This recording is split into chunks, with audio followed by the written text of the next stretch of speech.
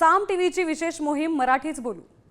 जेव्हा मी स्वतः माझ्या भाषेचा मान राखेल तेव्हा समोरचा व्यक्ती माझ्याबद्दल म्हणजे दुसरे त्या भाषेचा मान राखतील। जर आपणच त्यांना असं दाखवलं की आमची भाषा आमच्यासाठी महत्त्वाची नाहीये तर ते लोकांना असं वाटेल मराठीवालेच लोक असे करतात तर मग ती का महत्त्वाची आमच्यासाठी पण। तशी साऊथमध्ये अस्मिता तशी आम्ही आमची अस्मिता का नाही जपू नये। मराठी ही आजची नाही, अनेक प्राचीन त्याला इतिहास आहे, तर आपण इतिहास का लपवतो।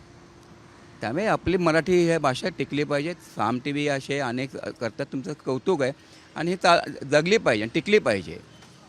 एवढे संत वगैरे आपल्या ह्याच्यामध्ये होऊन गेले त्या मराठी मातीमध्ये।